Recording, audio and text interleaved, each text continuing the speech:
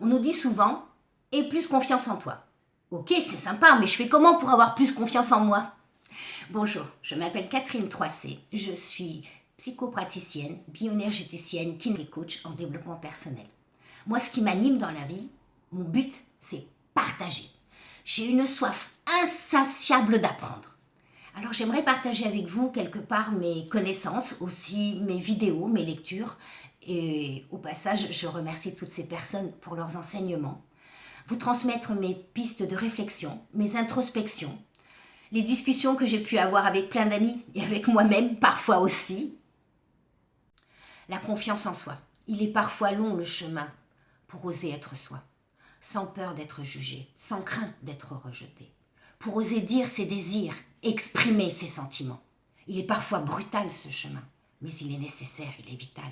C'est le chemin de la liberté, libre d'être soi. Alors, la confiance en soi, c'est quoi? Il y a deux possibilités. Soit tu as confiance en toi et tu es inarrêtable, intouchable, inébranlable. Soit tu n'as pas confiance en toi et tu es arrêté, stoppé par tes peurs. Si tu as confiance en toi, à partir du moment où tu as confiance en toi, tu vas prendre de l'assurance. Tu vas relever des défis, des challenges, tu vas faire des expériences nouvelles. Plus tu as confiance en toi, plus tu vas croire en toi et en tes possibilités infinies.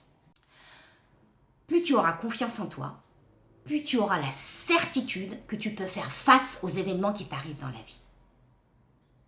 Avoir confiance en soi, c'est connaître ses points forts et les mobiliser et œuvrer pour faire de ses faiblesses une force. Par manque de confiance en moi, à qui je donne du pouvoir? Quand on donne sans limite, on doit apprendre à limiter. Parce que les personnes qui prennent n'ont pas de limite. Une personne qui va manquer de confiance en soi, c'est aussi une personne qui ne va pas oser s'affirmer, oser poser ses limites. Moi, j'ai été pendant très très longtemps une personne qui manquait de confiance en moi. Je m'autocritiquais beaucoup. J'avais toujours peur de ne pas être à la hauteur.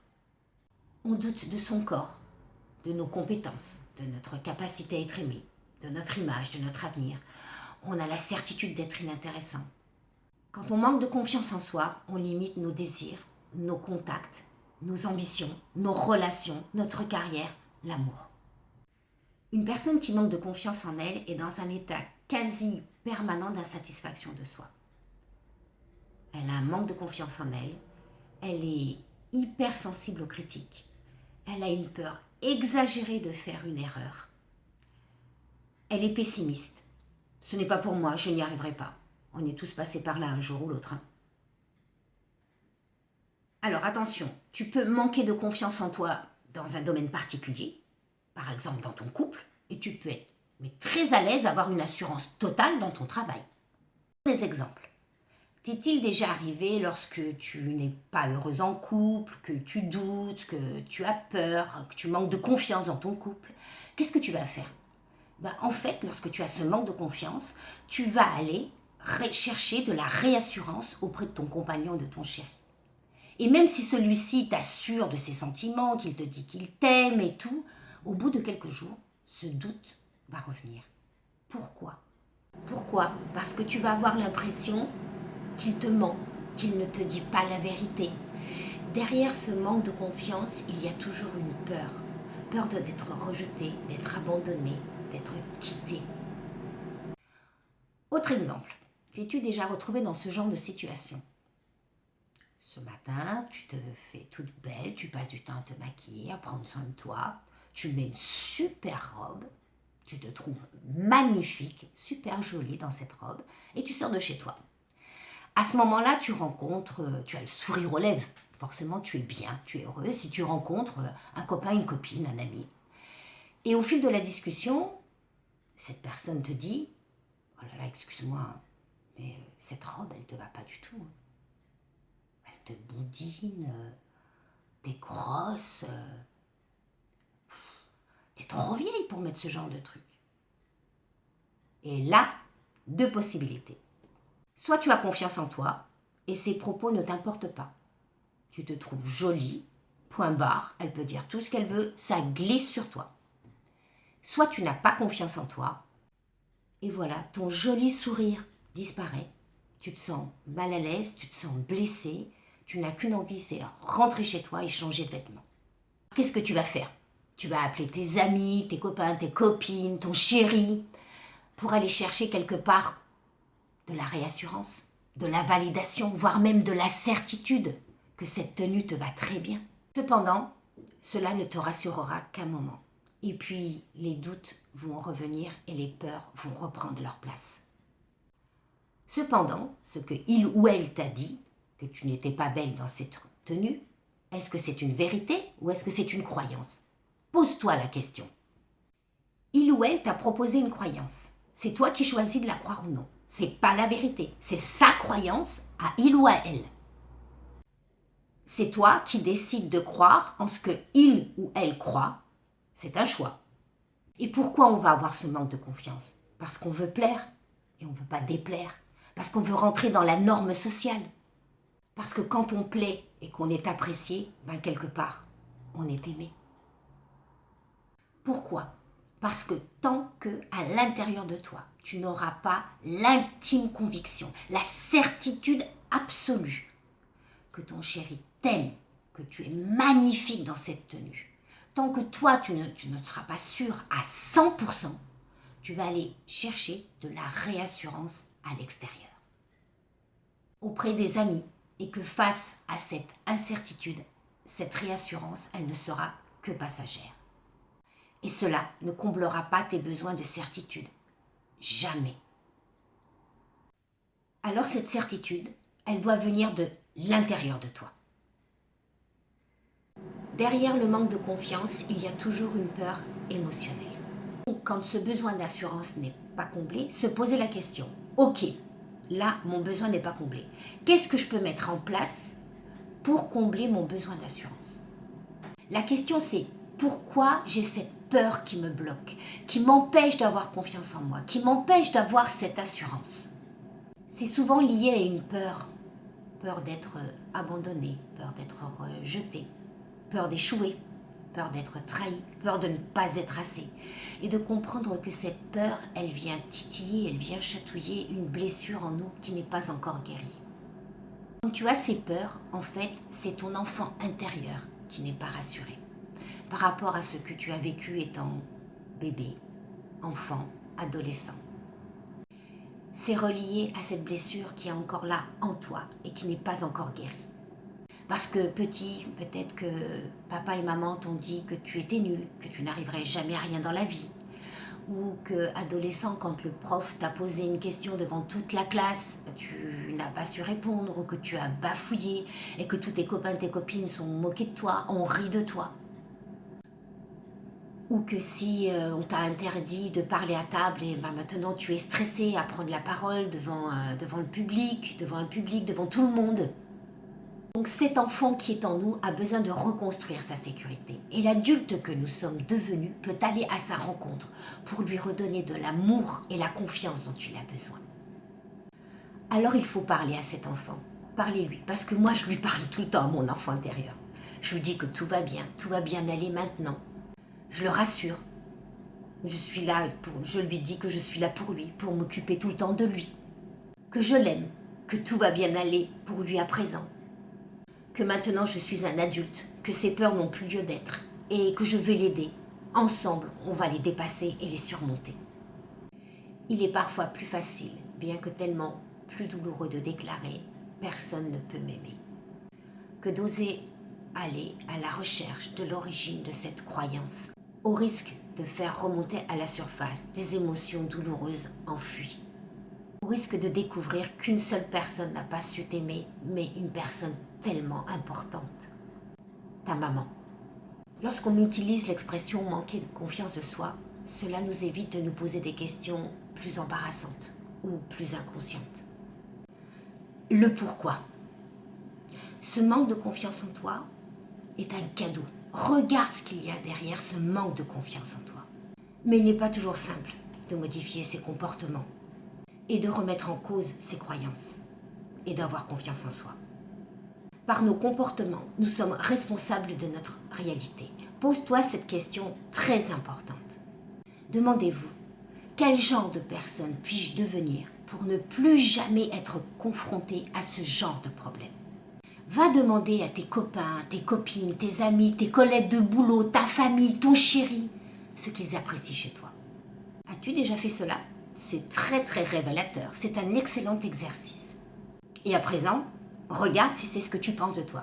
Tu seras très étonné. On est très très fort pour voir nos défauts, un peu moins pour reconnaître nos qualités. On se sous-estime très souvent à tort.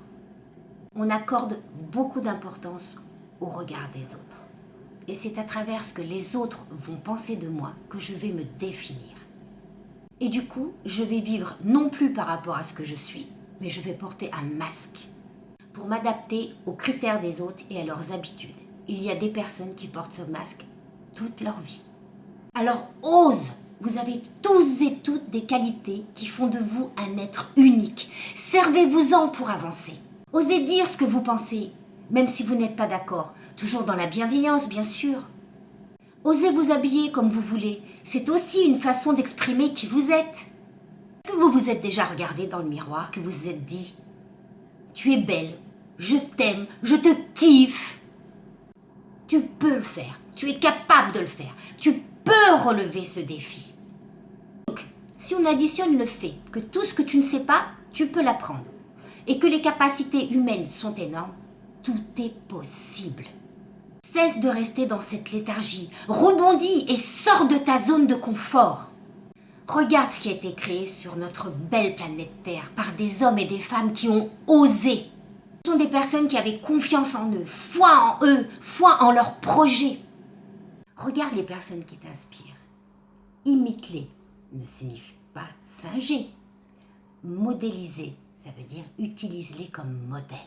Observe les gens à l'aise dans leur profession, dans leur couple, dans leur vie en société. Non pas pour te comparer, mais pour apprendre. Cette confiance, tout le monde l'a. Elle n'est pas réservée à une élite. Elle est en chacun de nous, juste un tout petit peu enfouie. Fais confiance à ton intuition, à cette petite voix qui te parle à l'intérieur. Fais confiance en tes propres pensées, tes propres sensations.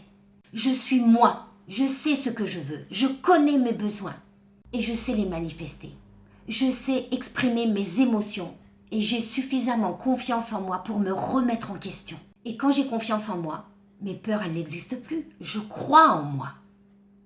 La confiance en soi se fonde sur l'accumulation d'expériences. Alors, ose être toi-même. Si tu n'essaies pas, tu ne sauras jamais si tu es capable de le faire. Parle de tes défis à tes copains, à tes amis, à tes collègues, à ton voisin, à ta famille. Inspire les autres par tes actions, par ces challenges que tu veux surmonter, dépasser. Félicite-toi aussi de tes réussites. C'est important. Montre que tu n'as plus peur. Pourquoi ? Parce que si quelqu'un te dit que tu es moche, que tu n'es pas capable, ça ne te définit pas. Parce que tu as compris que cela ne définit pas qui tu es. C'est sa croyance. Ça ne déterminera pas ta valeur. Parce que je suis capable de rebondir. Je sais que rien n'arrive par hasard et que j'ai une leçon à comprendre derrière ça. Qui peut mieux définir qui tu es, si ce n'est toi ? Regarde où se situe ce manque de confiance. Dans quel domaine, quelle peur, quel blocage tu as derrière ça qui t'empêche d'être toi-même. Qu'est-ce que je vais mettre en place pour changer cela ? Pour montrer qui je suis, pour oser m'exprimer, pour poser mes limites, pour avancer, pour enfin croire en moi. Alors pour moi, c'était de créer cette chaîne YouTube. Et là, les peurs sont arrivées au grand galop, avec des blocages et des barrières. Catherine, tu te rends compte ? Mais tu n'as jamais fait ça. J'ai regardé ma peur bien en face et je lui ai dit, il faut un début à tout. Et si je ne sais pas, je ne saurais pas. Et moi, je veux être un apport pour apporter quelque chose dans ce monde. Et si d'autres l'ont fait, alors pourquoi pas moi ? Je peux le faire aussi. Elles n'avaient pas dit leur dernier mot. Et là, elles m'ont dit, Catherine, tu as vu ton âge ? Et là, en riant, je leur ai dit, en quoi l'âge serait un critère de réussite ? Qui a dit que ce n'était pas possible ? Il est où ? Où habite-t-il ? Comment il s'appelle ? C'est personne. Donc, c'est une croyance. Alors, elles ont essayé encore, avec un dernier argument. Mais qu'est-ce qu'on va penser de toi ? Et là, calmement, posément, je leur ai répondu. Qui a dit que je ne pouvais pas le faire ? La seule personne à se mettre des limites, c'est moi. Et moi, j'ai choisi d'avancer, de relever des défis. Je sais très bien que je ne pourrai pas plaire à tout le monde. Mais si je peux, ne serait-ce éveiller qu'une seule personne, j'aurais réussi. J'ai balayé, en moins de temps qu'il faut pour le dire, toutes mes peurs. Pourquoi ? Parce que j'ai une confiance totale en moi et en mon projet et que je le fais dans l'amour. D'autres l'ont fait. Alors ose, fais-le. Tourne-toi et regarde déjà tous les défis que tu as relevés depuis ta naissance. Apprendre à marcher. Tu as réussi cet examen qui te paraissait compliqué, difficile. T'es remise d'une rupture amoureuse alors que tu croyais que tu ne t'en remettrais jamais. Tu as réussi à parler en public alors que tu pensais cela insurmontable. Tu as réussi à perdre 10 ou 20 kilos alors que tu t'en croyais incapable. Tu as réussi à avoir ce job alors que vous étiez très nombreux à postuler. Tu les as tous relevés ces défis. Ils t'ont rendu plus fort. Ils t'ont donné confiance en toi. Vous êtes unique. Vous m'entendez? Vous êtes unique. Toi et toi aussi. Alors ma question est, quel est le défi que vous voulez relever, surmonter? Que voulez-vous vous prouver à vous-même? Je suis capable de surmonter cette peur? Ce manque de confiance en moi? Quel est votre rêve? Quel est l'objectif que vous voulez atteindre? Vous avez une vie. Vous n'êtes pas dans un jeu vidéo. Vous êtes libre de la vivre comme vous l'entendez. Quoi qu'on ait pu tenter de vous faire croire, osez, lancez-vous. Écrivez vos défis, partagez-les, motivez-vous les uns les autres. Lancez-vous des défis bien sûr réalisables. Ne dites pas, Catherine, je vais courir le marathon de New York qui a lieu dans un mois par exemple, alors que je ne cours qu'une fois par semaine. Et là, tu as raison d'avoir peur, parce que c'est un défi fantasmé. Tu pourrais plutôt dire par exemple, je décide de commencer à m'entraîner à partir de maintenant, tous les jours ou plusieurs fois par semaine. Car je veux participer au marathon de New York qui a lieu par exemple l'année prochaine. Alors là oui, c'est ok, fixez-vous des objectifs réalisables. Il y a une différence entre ce que tu veux et ce que tu fais. Si tu as un objectif qui est là-haut, comme le marathon de New York par exemple, et que tes actions sont comme ça, je m'entraîne 2 heures par semaine. 2 possibilités. Soit tu descends tes objectifs au niveau de tes actions, soit tu montes tes actions au niveau de tes objectifs. À ce moment-là, tu vas faire de grandes actions. Dans ce cas particulier, t'entraîner régulièrement, peut-être même te faire aider d'un coach. Quel est le défi que tu veux réaliser cette année? Quel est ton rêve? Quel est l'objectif que tu veux atteindre? Perdre du poids, arrêter de fumer, monter ton entreprise, prendre soin de toi, faire des voyages, être en couple, etc. Alors sors de ta zone de confort. Mets tout en œuvre, tu en es capable. Alors, on se remémore les choses à faire. Premièrement, je parle à mon enfant intérieur, je le rassure. Deuxièmement, tu vas chercher les origines de tes peurs. Tu vas demander peut-être de l'aide auprès d'amis, d'un psychologue, d'un thérapeute. Troisièmement, tu vis la vie qui te fait vibrer. Tu oses être toi-même. Réalise tes envies. Va à la recherche de ton bonheur. Si cette vidéo vous a plu, qu'elle vous a inspiré, n'hésitez pas à la partager avec d'autres personnes autour de vous. Nous sommes tous de petits jardiniers qui semons des graines d'amour pour s'entraider et s'épanouir. Si vous désirez me contacter, vous trouverez mes coordonnées sous la vidéo. Je vous adore.